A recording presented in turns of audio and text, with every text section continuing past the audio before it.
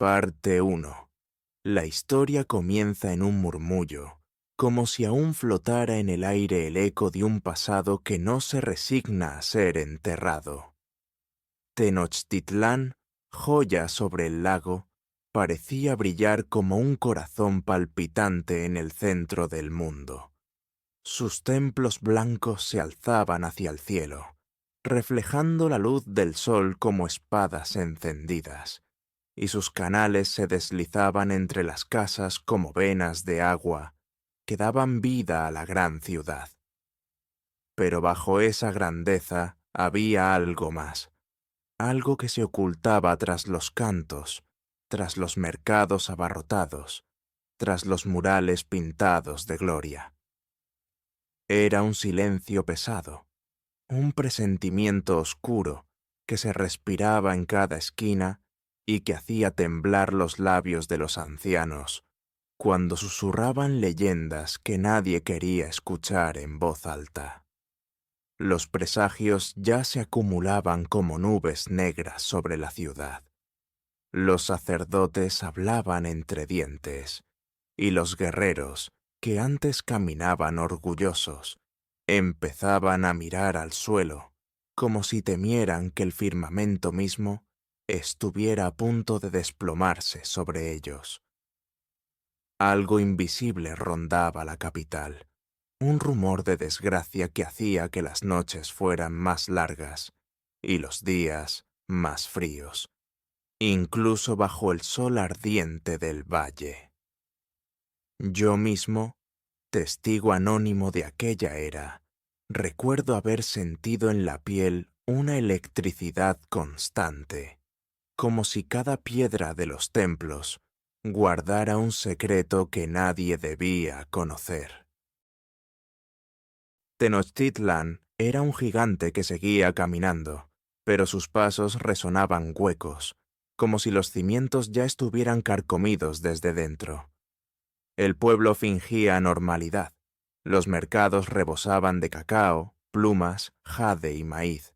Los sacerdotes seguían elevando plegarias en lo alto del templo mayor. Los niños corrían entre los canales. Y sin embargo, en cada risa había un temblor. En cada oración una sombra. En cada celebración una grieta. Había quienes aseguraban que el lago se había vuelto inquieto, que en sus aguas aparecían destellos inexplicables, como si algo se moviera bajo la superficie.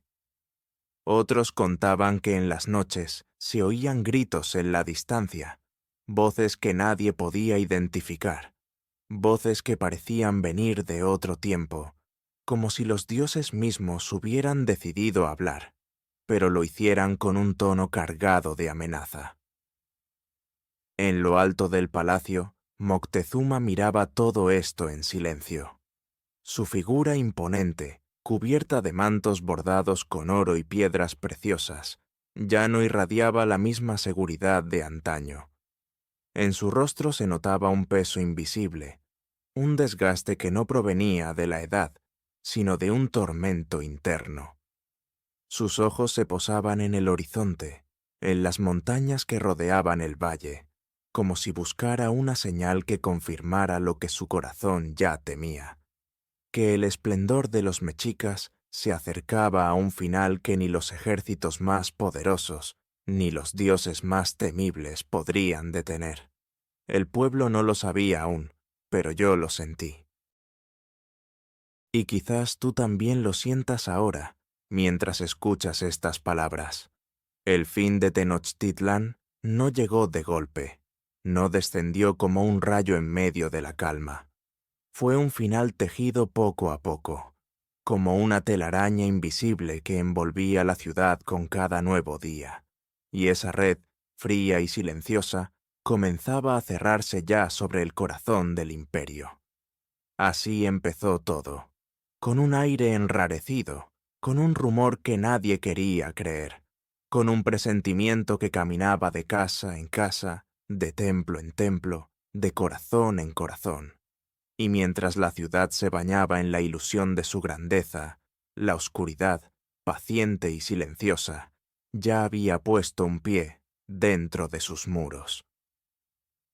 Parte 2. Las señales del desastre comenzaron a multiplicarse, como manchas de tinta que se expanden sobre un lienzo imposible de limpiar. Eran presagios que recorrían la ciudad en susurros, cargados de un misterio que helaba la sangre de quienes se atrevían a repetirlos. No se trataba de simples rumores. Todos lo veían, todos lo sentían, aunque pocos se atrevían a decirlo en voz alta.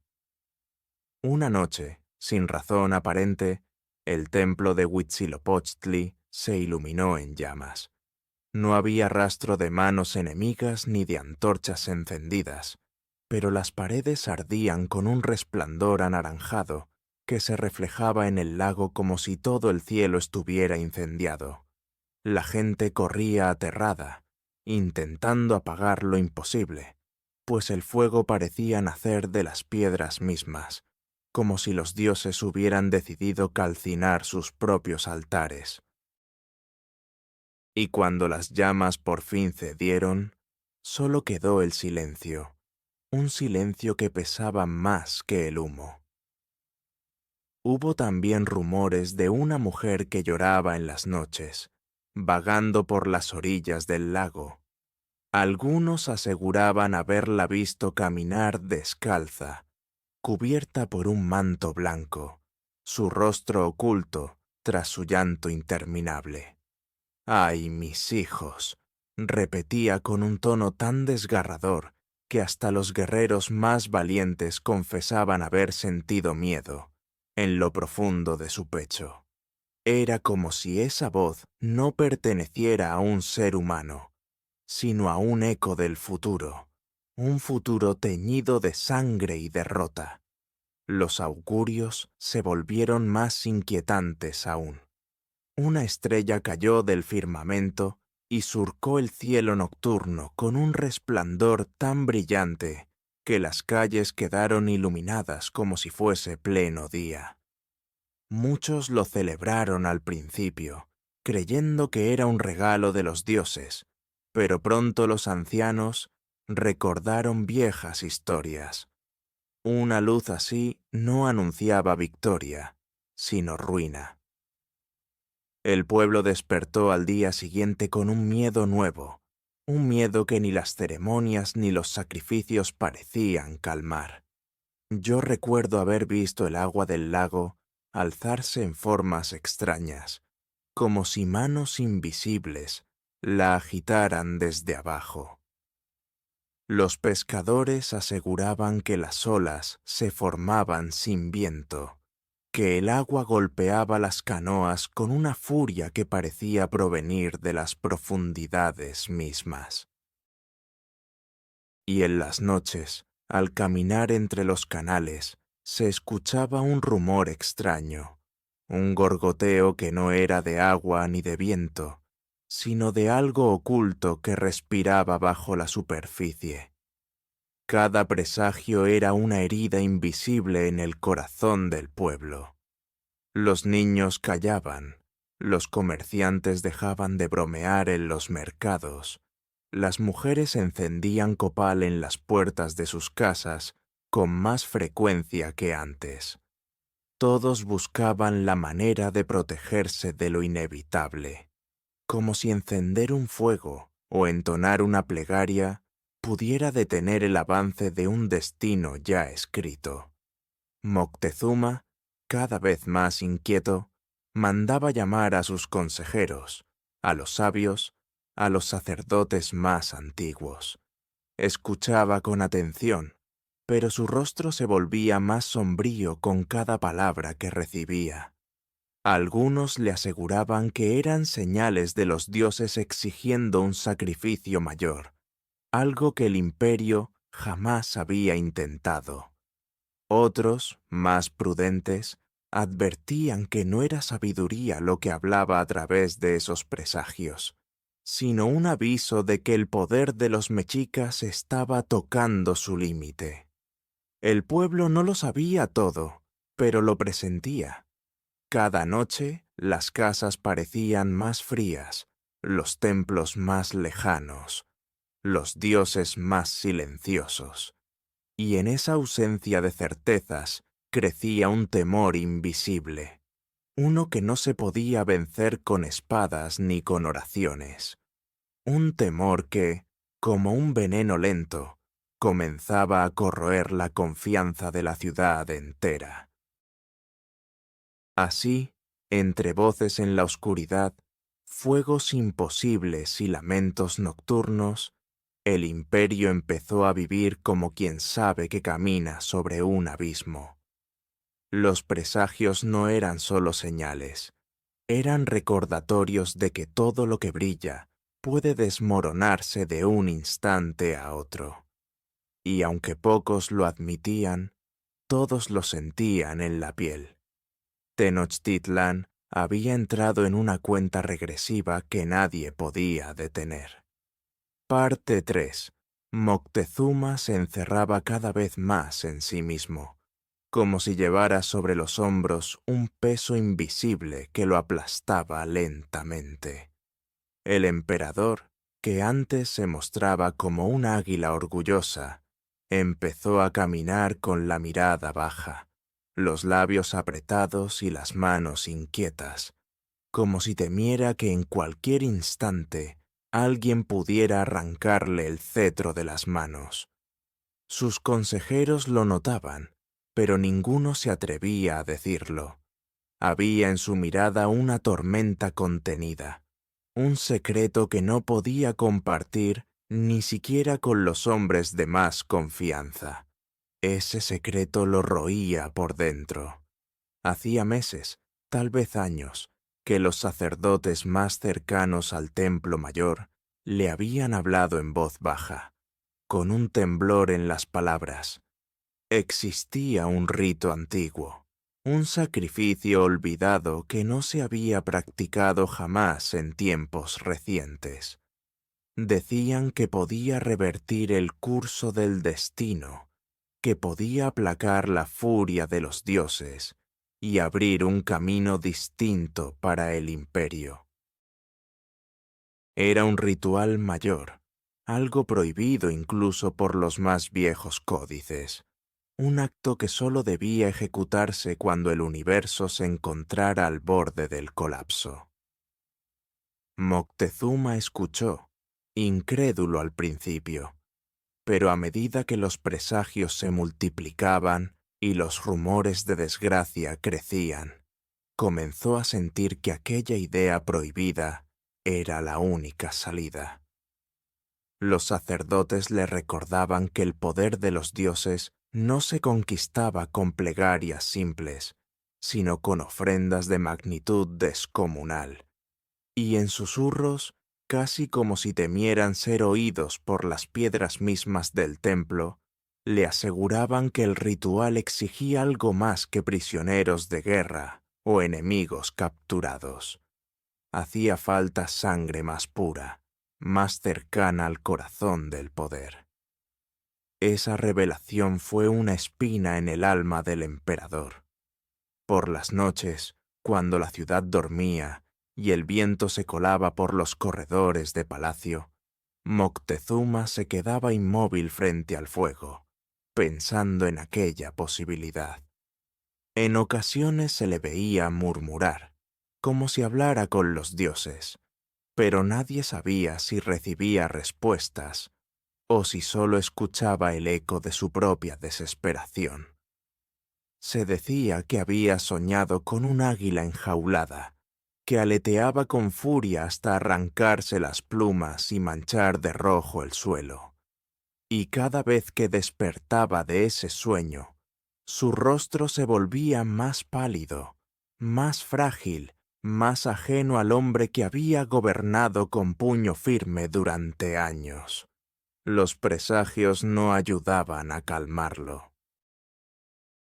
Al contrario, cada nuevo fuego, cada nueva voz en la noche, cada rumor de desastre parecía empujarlo más hacia la idea de que aquel ritual debía cumplirse.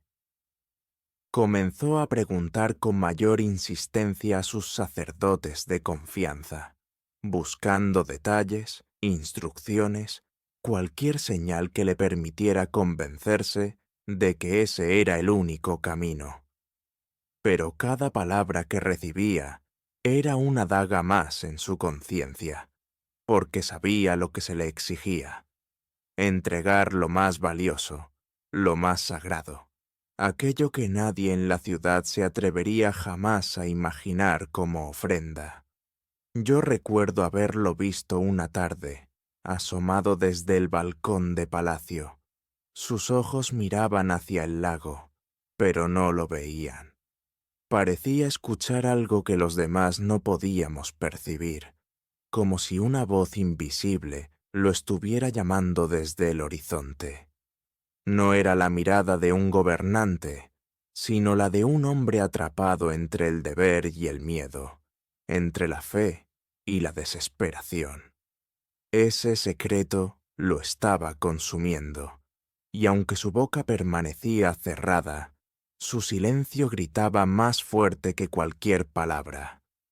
Tenochtitlán lo ignoraba, pero el destino ya había comenzado a tejer su red. En el corazón del emperador, la idea del ritual prohibido se transformaba en obsesión, y aunque aún no se había pronunciado en voz alta, yo podía sentirlo. Moctezuma ya había dado el primer paso hacia la oscuridad. El sacrificio no era solo una opción.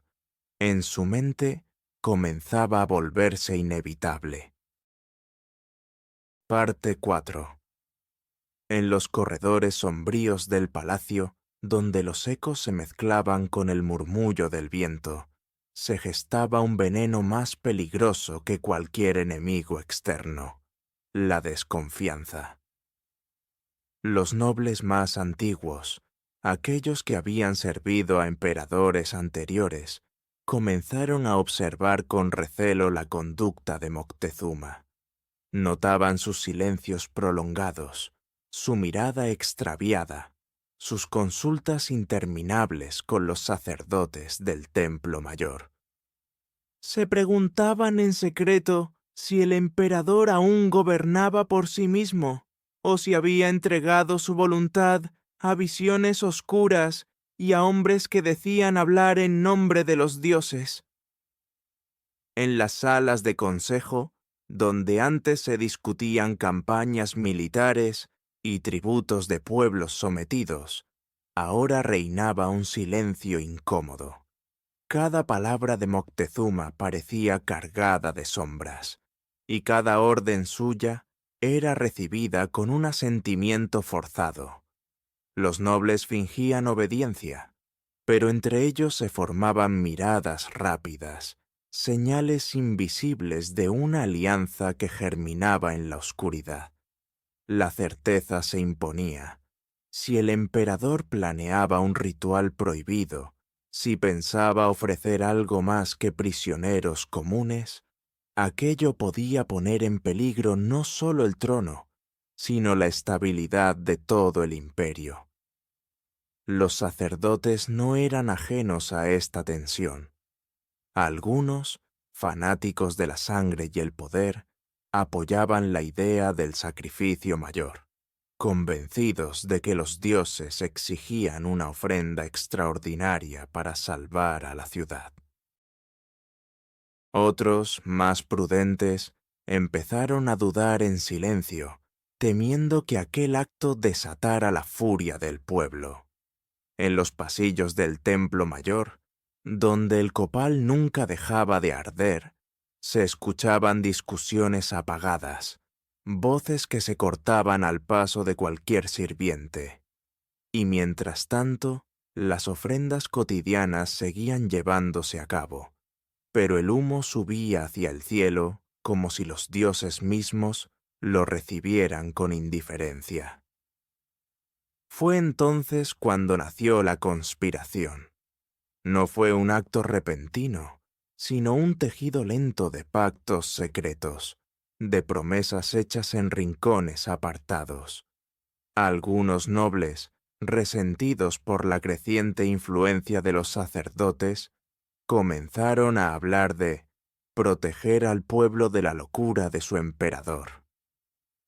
Otros, más ambiciosos, Veían en esa situación la oportunidad de ganar poder, de mover las piezas de un tablero en el que Moctezuma ya no parecía ser el jugador principal, sino una figura atrapada en su propio miedo. Se decía que en una noche sin luna, en una sala iluminada apenas por antorchas temblorosas, varios de estos hombres se reunieron en secreto. No pronunciaron el nombre del emperador, pero todos sabían que sus sospechas giraban en torno a él. Hablaron del ritual, de la sangre que se pedía, del riesgo de enfurecer a los dioses si aquello era un error. Y aunque no todos estaban de acuerdo, la semilla quedó plantada. Si Moctezuma seguía adelante, habría que detenerlo, incluso si para ello se requería traicionarlo. Yo lo recuerdo bien, porque los rostros de esos conspiradores comenzaron a mostrarse distintos en público. Saludaban con la misma cortesía de siempre, pero en sus ojos se notaba una sombra de cálculo. El palacio se convirtió en un escenario de máscaras. Cada sonrisa ocultaba un cuchillo, cada gesto de lealtad escondía una traición. El emperador, consumido por su secreto, no lo veía, pero los pasillos ya estaban contaminados por un aire envenenado. En las calles, el pueblo seguía su vida con normalidad aparente, sin sospechar que en lo alto del poder se tramaba una fractura peligrosa. Sin embargo, la tensión era como un rumor subterráneo, un temblor imperceptible que se extendía lentamente, preparando el terreno para algo inevitable. Los dioses, los hombres y la ciudad entera parecían avanzar hacia un mismo abismo, empujados no solo por los presagios, sino por la ambición y la desconfianza que devoraban el corazón del imperio desde adentro. Así, mientras Moctezuma se sumergía en el silencio de sus visiones, otros ya trazaban planes para manipular el ritual, torcerlo a su favor o impedirlo con engaños. El poder no se sostenía ya en la fe, ni en las armas, ni en el respeto. Se sostenía en un frágil equilibrio de mentiras, que en cualquier momento podían desmoronarse como un templo golpeado por un rayo. Parte 5. En lo alto del templo mayor, allí donde el humo del copal se enredaba con las nubes y las piedras parecían latir como si fueran un corazón vivo, los sacerdotes más influyentes empezaron a murmurar historias que erizaban la piel. Decían que escuchaban a Huitzilopochtli en sus sueños, que el dios de la guerra les hablaba con voz de trueno y exigía sacrificios cada vez mayores. Aseguraban que no eran simples presagios los que habían caído sobre la ciudad, sino advertencias directas de las divinidades, órdenes que no podían desobedecerse. Pero lo cierto, aunque el pueblo lo ignoraba, era que esas voces no venían del cielo, sino de los propios labios de hombres ambiciosos. Algunos sacerdotes, cegados por el poder, comprendieron que podían manipular el miedo de la gente y las dudas del emperador para fortalecer su dominio. Así comenzaron a inventar visiones, a tejer relatos de encuentros con los dioses, a proclamar que el mismo Huitzilopochtli se les había aparecido, exigiendo sangre más noble, sangre más cercana al corazón del poder. El pueblo, temeroso, no se atrevía a dudar. Cuando los sacerdotes hablaban desde lo alto de las escalinatas, con las túnicas manchadas de humo y los ojos enrojecidos por el insomnio de sus vigilias, la multitud escuchaba como si cada palabra fuera un mandato divino. Y así, poco a poco, la frontera entre la fe y el engaño comenzó a borrarse. Los dioses parecían más crueles que nunca, más insaciables, más distantes. Nadie sospechaba que quizá lo que realmente hablaba no era la voz del cielo, sino la de hombres que jugaban con el temor de miles. Moctezuma se convirtió en el blanco perfecto de esa manipulación. Cargado ya con sus propias dudas, se aferraba con desesperación a cualquier señal que pudiera confirmar lo que su corazón temía. Cuando los sacerdotes le aseguraban que habían escuchado a Huitzilopochtli exigiendo el sacrificio mayor, él no los miraba con sospecha, sino con resignación. Sus noches de insomnio se multiplicaron, y su rostro se volvió cada vez más ajeno, como si las sombras hubieran comenzado a habitarlo desde dentro. En secreto, algunos sabios de la corte murmuraban que esas visiones eran falsas, que los sacerdotes inventaban para sostener su poder. Pero sus voces eran sofocadas por el estruendo de los tambores, por los discursos encendidos, por el miedo colectivo que se extendía como humo venenoso. Y aquellos pocos que se atrevieron a expresar sus dudas, pronto desaparecieron de los pasillos del palacio, tragados por un silencio tan espeso como el de una tumba. Recuerdo haber sentido en la piel la opresión de ese ambiente. Los mercados ya no eran lugares de bullicio y alegría, sino escenarios de conversación en voz baja, donde las mujeres repetían con temor lo que habían escuchado en el templo, donde los hombres discutían entre sí sobre cuál sería el próximo tributo exigido por los dioses. El miedo se había convertido en una nueva moneda, más valiosa que el oro, más pesada que el jade. Los sacerdotes habían logrado lo que deseaban. El pueblo entero vivía bajo la ilusión de que los dioses estaban hablando con ellos, cuando en realidad eran hombres de carne y hueso quienes movían los hilos del destino. Y cada mentira, cada falso presagio, cada inventada revelación era una cadena invisible que apretaba con más fuerza el cuello de Tenochtitlán. Así fue como la voz de los dioses se convirtió en un eco manipulado, un eco que no provenía del cielo, sino de las ambiciones humanas. Y ese eco, repetido y amplificado en cada rincón de la ciudad, comenzó a preparar el terreno para un ritual que nadie podía imaginar, un ritual que sellaría no solo la fe de un pueblo, sino también su condena. Parte 6. El lago amanecía cada vez más silencioso, como si presintiera que algo extranjero y oscuro se acercaba a su superficie. Y un día, las canoas que patrullaban los bordes de Tenochtitlán regresaron con noticias inquietantes. Habían visto llegar extrañas embarcaciones, monstruos de madera que parecían flotar sin esfuerzo sobre el agua, y de ellas descendían hombres de piel clara, cubiertos de hierro y portadores de armas desconocidas que brillaban bajo el sol.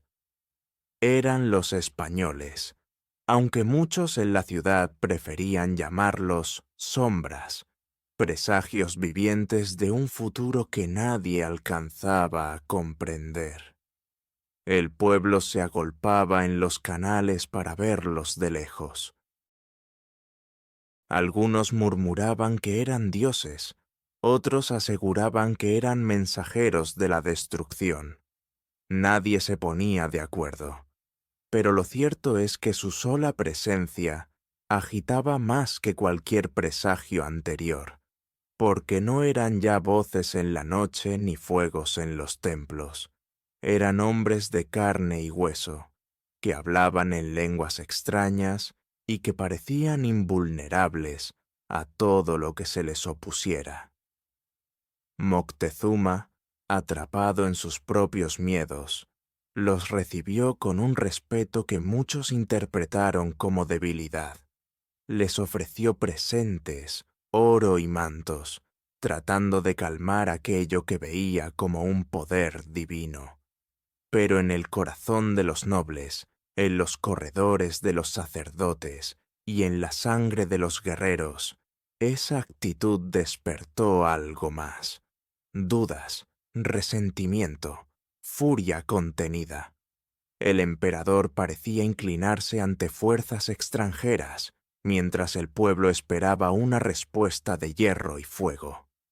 Lo más peligroso no fue la llegada de los españoles, sino la sombra de desconfianza que arrojaron sobre la ciudad. Cada conversación en los mercados, cada murmullo en las casas, se teñía con la misma pregunta. ¿Eran aliados? ¿Eran dioses? ¿O eran enemigos? Nadie lo sabía, y esa incertidumbre abría grietas en la unidad de los mexicas.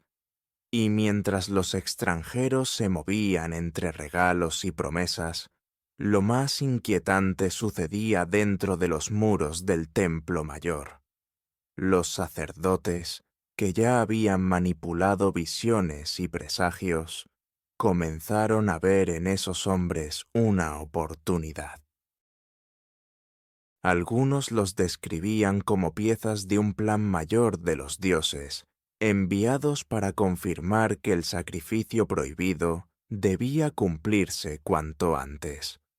Otros, en secreto, los observaban con ambición.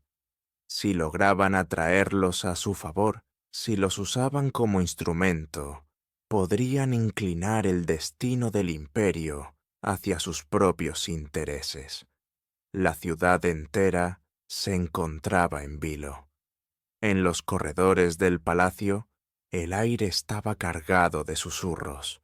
Los conspiradores que ya habían empezado a dudar de Moctezuma vieron en la llegada de los españoles un arma que podían usar en contra de su emperador. En las escalinatas del templo, los sacerdotes hablaban con solemnidad de que las voces de los dioses habían anunciado la llegada de hombres del Oriente, y que ese signo no era casualidad, sino parte de un destino tejido con sangre. Yo recuerdo haber visto la multitud apiñada frente al palacio, escuchando a los mensajeros que describían a los recién llegados.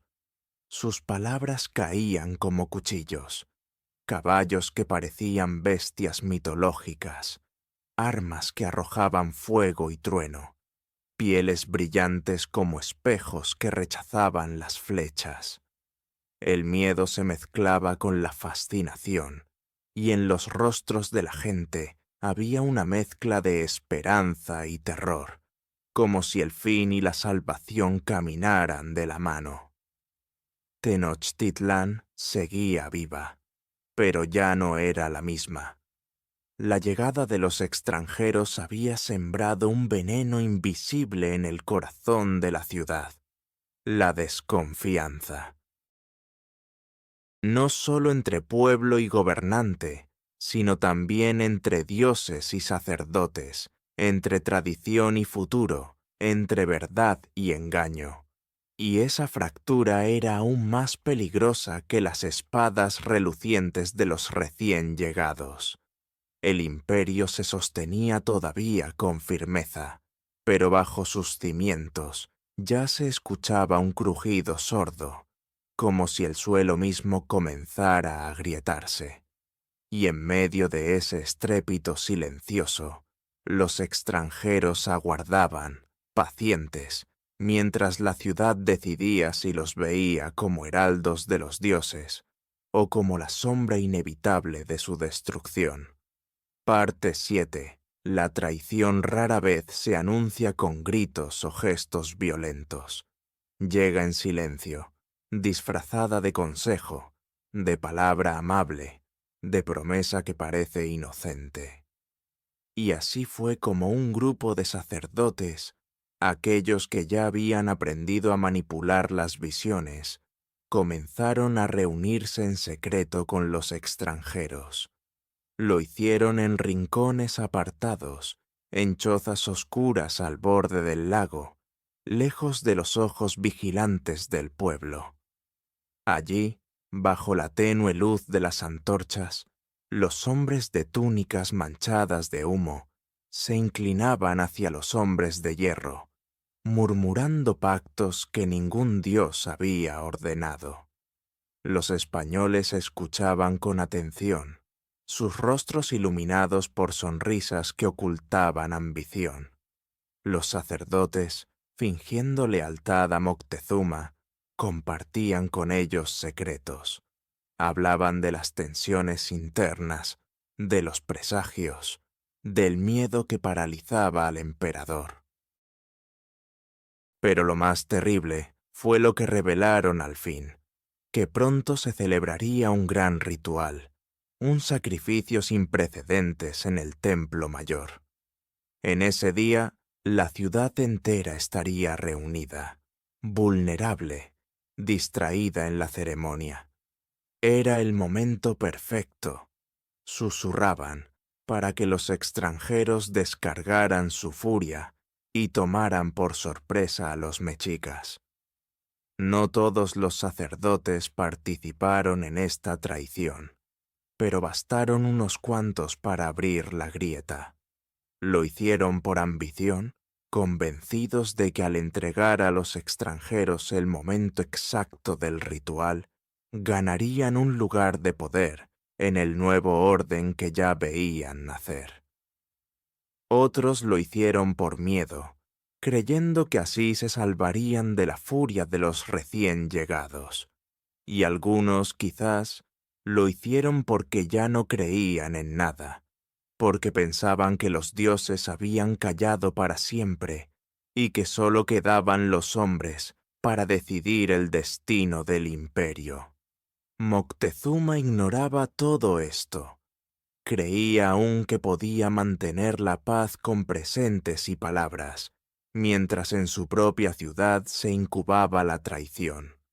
Los nobles, que conspiraban contra él, comenzaron a sospechar que algo se estaba fraguando, pero no alcanzaban a comprender la magnitud de la red tejida en silencio.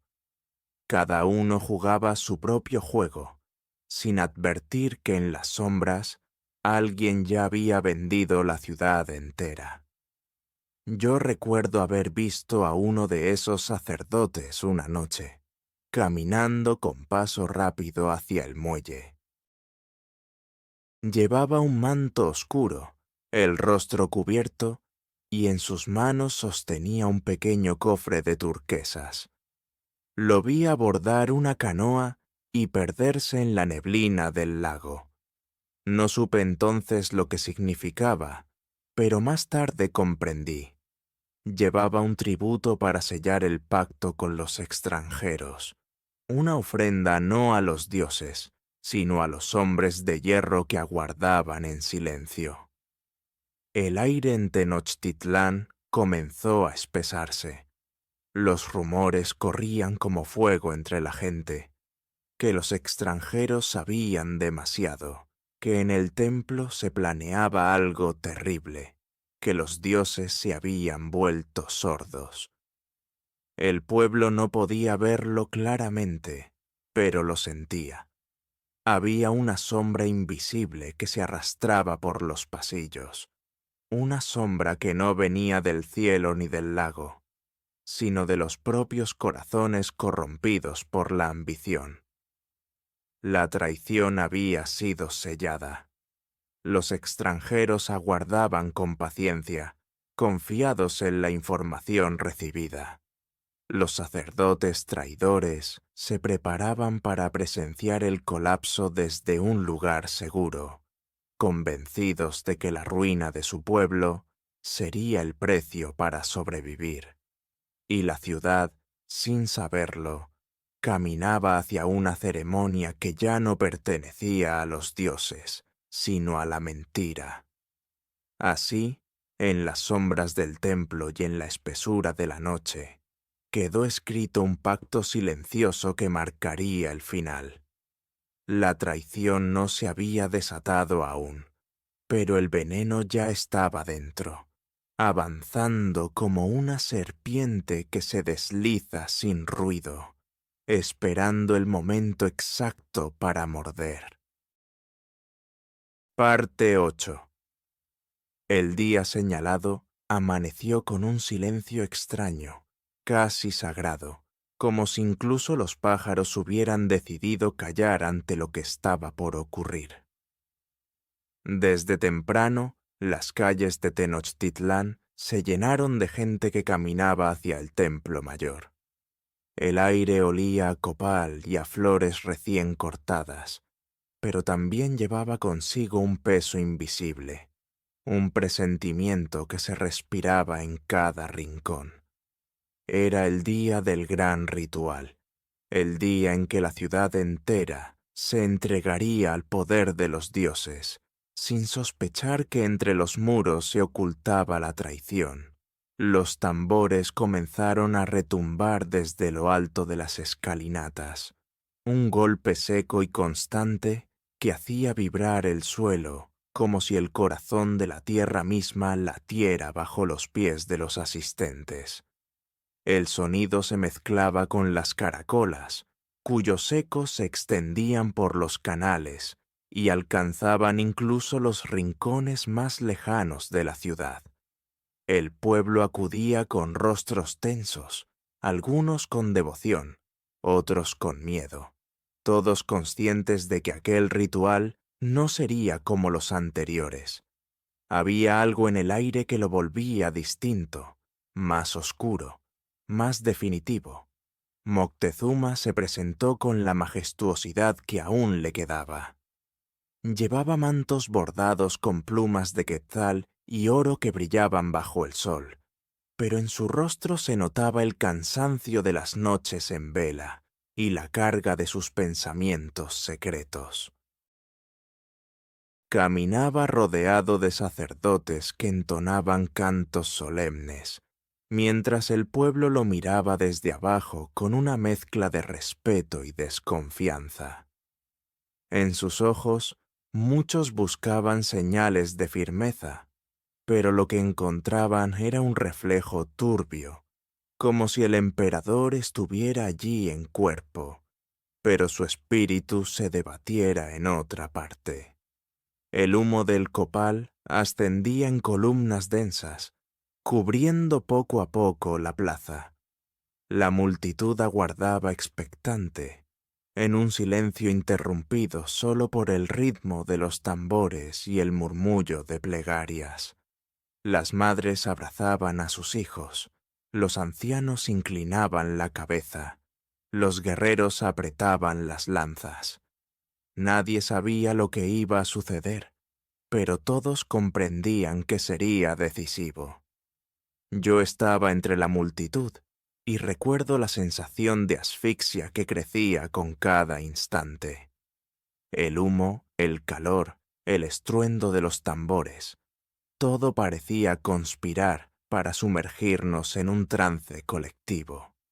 Miraba hacia lo alto y veía a los sacerdotes alineados, con túnicas rojas y negras, sus rostros cubiertos por sombras, como si no fueran hombres, sino heraldos de fuerzas más allá de lo humano.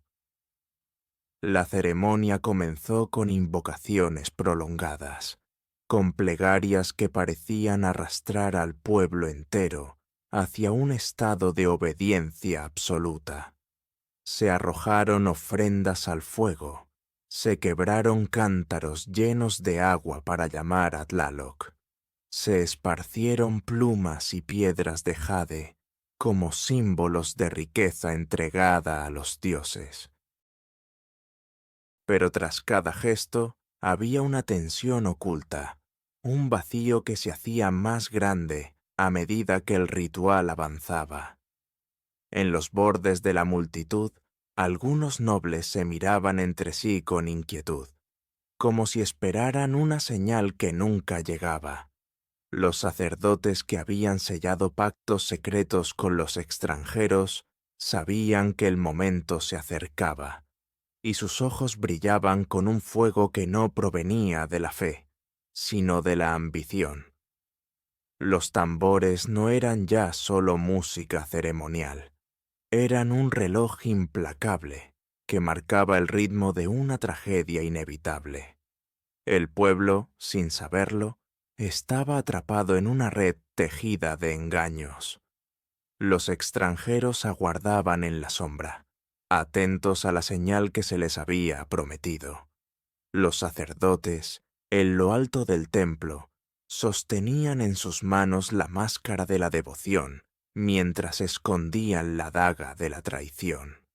Y Moctezuma, en medio de todo, parecía un hombre atrapado entre dos mundos, incapaz de distinguir si los dioses realmente pedían aquello, o si solo eran los hombres quienes habían convertido la fe en un arma.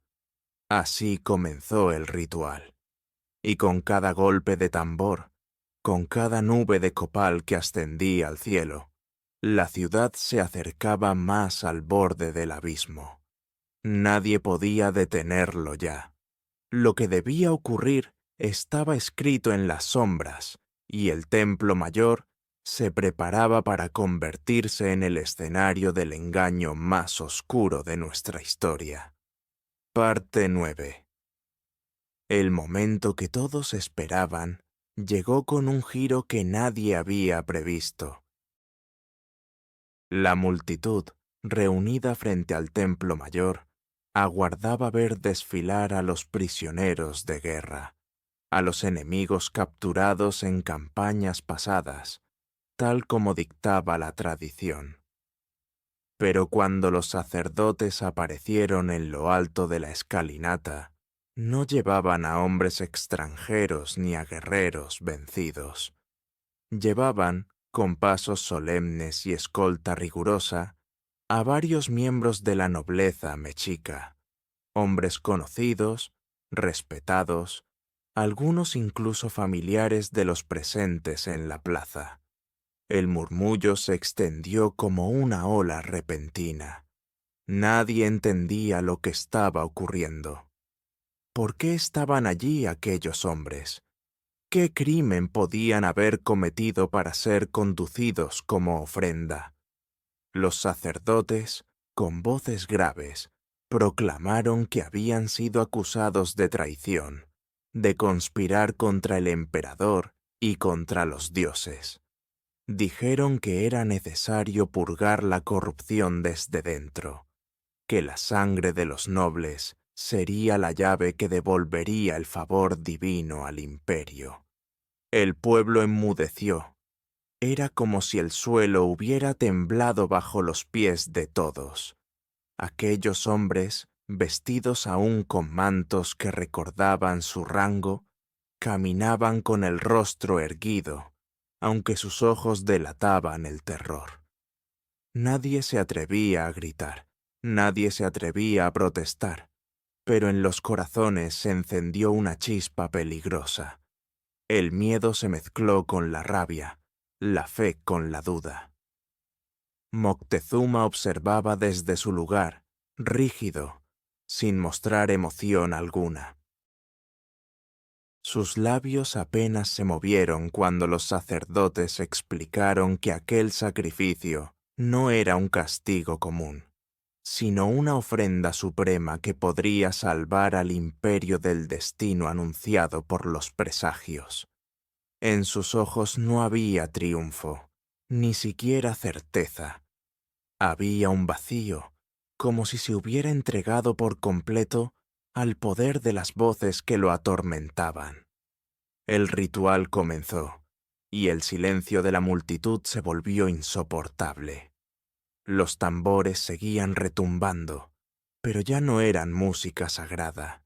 Eran golpes secos que perforaban la calma, recordando a todos que lo imposible estaba ocurriendo ante sus ojos. El humo del copal, espeso y sofocante, envolvía la escena, haciendo que la visión fuera más confusa, más onírica, como si todo sucediera dentro de una pesadilla colectiva. Recuerdo con claridad el momento en que el primer noble fue presentado ante la multitud. Su rostro estaba pálido, pero su voz fue firme cuando proclamó su inocencia. Algunos en la plaza gimieron, otros bajaron la cabeza, incapaces de mirar. Los sacerdotes, implacables, respondieron que los dioses no se equivocaban, que el verdadero inocente se convertiría en la ofrenda más pura. Esa frase cayó como un veneno sobre la gente. Si los inocentes eran ahora los sacrificados, ¿qué significaba entonces la justicia divina? El terror se extendió. Madres abrazaban a sus hijos, hombres apretaban los puños, ancianos murmuraban oraciones que se confundían con sollozos. El pueblo había visto incontables sacrificios, pero nunca así, nunca con víctimas que eran parte de la propia raíz del imperio. La fe comenzaba a tambalearse, como un templo que se agrieta desde dentro. Los conspiradores, ocultos entre la multitud, se miraban con horror y fascinación. Aquello era peor de lo que habían imaginado. Los sacerdotes estaban usando el ritual como arma para sembrar el miedo y consolidar su dominio. Lo que debía ser un acto de devoción se había transformado en una exhibición de poder, en un mensaje silencioso que todos entendieron. Nadie estaba a salvo, ni siquiera la nobleza. Yo sentí un escalofrío que me recorrió entero. El aire estaba tan denso que parecía imposible respirar. El pueblo entero contenía el aliento, atrapado entre el respeto a los dioses y la sospecha de que algo profundamente oscuro se había apoderado del templo. Y mientras el ritual avanzaba, la multitud comenzó a comprender que lo que se estaba ofreciendo no era solo sangre. Era la confianza del pueblo, era la fe misma, entregada como un sacrificio invisible. Así, entre humo, cantos y el peso insoportable del silencio, la ceremonia se convirtió en un espejo que mostraba la verdad. El imperio estaba dispuesto a devorarse a sí mismo en nombre de los dioses. Y en ese instante, algo se quebró en lo profundo del corazón de Tenochtitlán. Parte 10. El clamor contenido en el pecho de la multitud apenas comenzaba a transformarse en un murmullo inquieto cuando ocurrió lo impensable. Mientras los sacerdotes alzaban sus manos hacia el cielo y los tambores retumbaban como truenos de tormenta, un estruendo distinto, metálico y ajeno, irrumpió en la plaza. Fue como si el aire mismo se desgarrara. Los españoles habían entrado, armados y listos, aprovechando la distracción de la ceremonia. La gente, paralizada, no comprendió al principio qué estaba sucediendo. Desde las escalinatas se veía cómo los hombres de hierro avanzaban con paso firme, el resplandor de sus espadas reflejando los rayos del sol, como si fueran relámpagos arrancados del cielo. Algunos los señalaron como dioses que descendían para presenciar el sacrificio. Otros, con más claridad, vieron en sus ojos la ambición desbordada y comprendieron que no venían a adorar, sino a conquistar. Los sacerdotes traidores, que ya habían pactado en secreto, no mostraron sorpresa. Sus miradas se cruzaron en silencio con los extranjeros, como si reconocieran el momento acordado. El pueblo, en cambio, quedó atrapado entre el ritual inacabado y la amenaza que irrumpía sin aviso. Los cantos se detuvieron, los tambores callaron de golpe, y en ese silencio se escucharon los gritos de los primeros que corrieron, sin rumbo, intentando huir de lo que parecía una tormenta de acero. Moctezuma, en su sitial, permaneció inmóvil.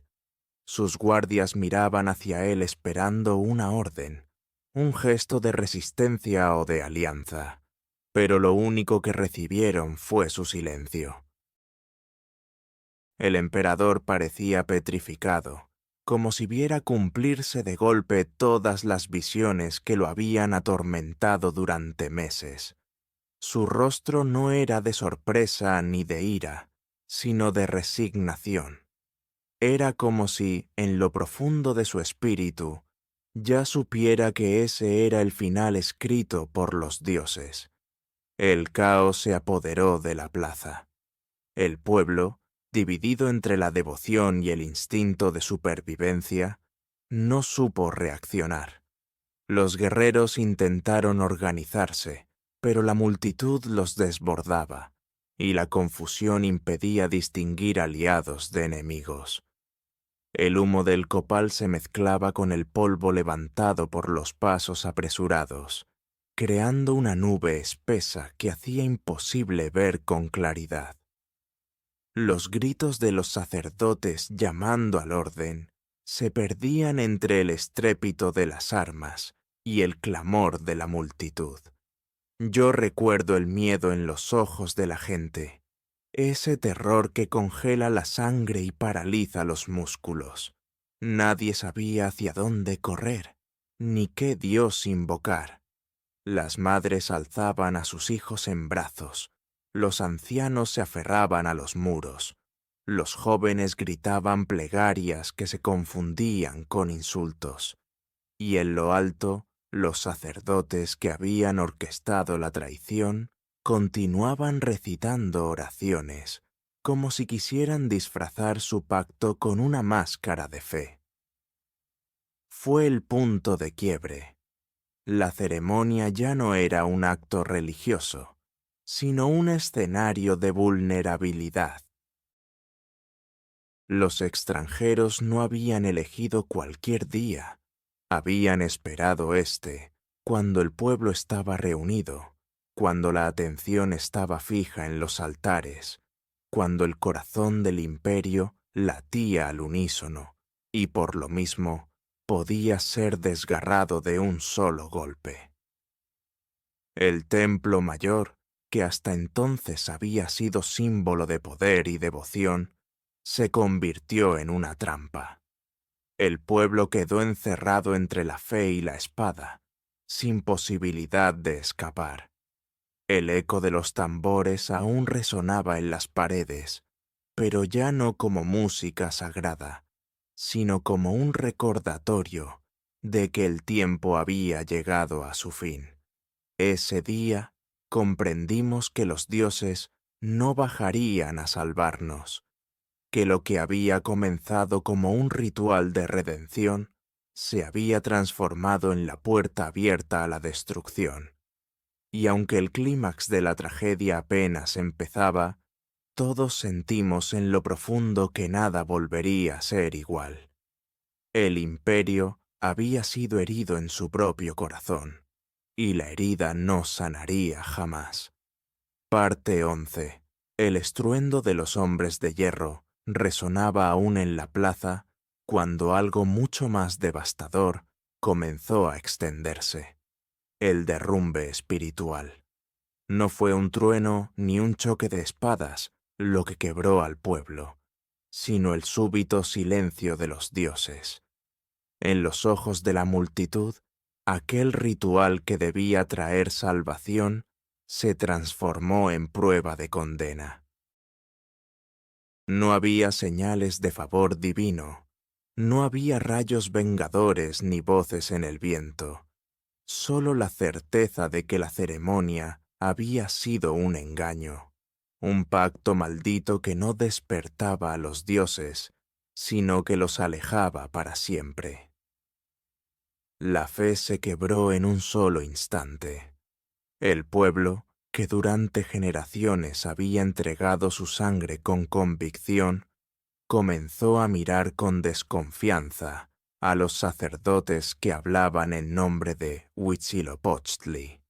Los cantos que brotaban desde lo alto del templo ya no sonaban como plegarias, sino como gritos huecos de hombres desesperados.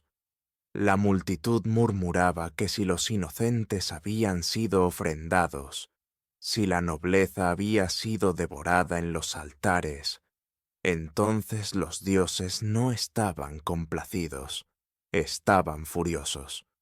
Moctezuma, inmóvil en su sitial, era el rostro visible de esa fractura. Su silencio fue interpretado como rendición, su quietud como traición. Los guerreros que aún intentaban resistir miraban hacia él esperando una señal de lucha, pero el emperador solo sostenía la mirada perdida en algún punto invisible, atrapado entre la obediencia a los dioses y la evidencia de su ausencia. La confianza en su figura, que había sido columna del imperio, comenzó a derrumbarse como un muro carcomido. Yo vi en los ojos de los hombres que me rodeaban un terror distinto al del hierro extranjero. Era el vacío de no saber a quién rezar, de no saber si cada ofrenda había sido en vano, de sospechar que todo lo que se había levantado sobre el lago flotaba en el aire de un espejismo. Un imperio que había sido forjado con sangre y devoción se tambaleaba no por la fuerza de un enemigo, sino porque su fe se había convertido en sombra. Las mujeres lloraban no solo por los hijos que temían perder, sino porque comprendían que los dioses no escuchaban sus plegarias. Los ancianos, que habían visto generaciones de sacrificios, murmuraban que jamás habían presenciado un silencio tan grande en el cielo. Los jóvenes, que antes ofrecían sus vidas con orgullo, ahora dudaban si su muerte sería honrada o simplemente devorada por un vacío cruel. Los sacerdotes, conscientes de lo que ocurría, redoblaron los cantos, agitaron los brazos, hicieron sonar las caracolas con desesperación. Pero cuanto más lo intentaban, más evidente se hacía la mentira. Lo que antes había sido símbolo de unión se había convertido en teatro de manipulación. El pueblo ya no veía en ellos a los portadores de la voz divina, sino a hombres que escondían sus ambiciones tras túnicas manchadas de humo. El derrumbe espiritual fue tan profundo que hasta los extranjeros lo percibieron. No necesitaban blandir siempre sus armas. El pueblo mismo comenzaba a rendirse, convencido de que sus dioses habían decidido abandonarlos. El vacío de fe era más destructivo que cualquier ejército. Y allí, en ese silencio sofocante, comprendimos que lo perdido no era solo una batalla ni un territorio, sino el alma misma del imperio. La certeza que nos había sostenido durante siglos se había desplomado en un solo día, en un solo ritual envenenado. La traición no había sido únicamente de hombres contra hombres. Había sido la sospecha de que los dioses jamás habían hablado, de que todo había sido construido sobre un eco falso. Desde ese momento, cada mirada en la ciudad cargaba un peso invisible. Ya no éramos un pueblo de guerreros indomables, sino una multitud dividida, sin rumbo, caminando a ciegas hacia un final que todos presentíamos, pero que nadie se atrevía a pronunciar. Parte 12. El sol comenzó a descender sobre Tenochtitlán, tiñendo de rojo el lago, como si el mismo cielo quisiera sellar con sangre el destino del imperio. La ciudad, que en otro tiempo había brillado como joya inalcanzable, ahora parecía un escenario marchito. Las canoas seguían cruzando los canales, los mercados aún se llenaban de voces, pero en cada gesto, en cada palabra, se notaba el peso de la derrota. El pueblo ya no miraba al templo mayor con orgullo, sino con un temor silencioso, como si en sus piedras aún resonara el eco del ritual maldito que lo había condenado. La tragedia había consumido no solo a los hombres, sino también a la fe. Lo que mantenía unida a la gran ciudad no eran únicamente las armas ni los tributos de los pueblos sometidos, sino la convicción de que los dioses estaban de su lado. Y cuando esa convicción se quebró, el imperio quedó desnudo, vulnerable ante cualquier enemigo. Los extranjeros, con su hierro y sus bestias desconocidas, fueron solo el golpe final, el viento que derriba a un árbol carcomido por dentro. Moctezuma, prisionero de su propio silencio, se convirtió en símbolo de esa decadencia. Los rumores sobre su rendición, sobre su incapacidad para actuar, crecieron como llagas en la voz del pueblo. Algunos lo consideraban culpable de haber permitido que los dioses callaran. Otros lo veían como víctima de una conspiración demasiado grande. Pero lo cierto es que, en aquellos días oscuros, el emperador había dejado de ser guía. Era un espectro que vagaba entre pasillos, incapaz de sostener sobre sus hombros el peso de la ciudad que se desmoronaba. Los sacerdotes, que habían tejido las mentiras y manipulado las visiones, también comenzaron a sentir el filo de la desconfianza. El pueblo los miraba con recelo, preguntándose si alguna vez habían sido verdaderos mensajeros divinos o si siempre habían sido simples hombres jugando con el miedo colectivo. Sus cantos seguían resonando en lo alto del templo, pero eran huecos, como ecos de un pasado que ya nadie creía. El poder que habían acumulado con engaños se volvía contra ellos, revelándolos como verdugos de la fe. Yo caminaba por las calles y veía los rostros apagados, los ojos vacíos de esperanza. La gente ya no alzaba la frente, ya no hablaba de gloria ni de batallas victoriosas. Los presagios que habían iniciado la cadena de miedo se habían cumplido.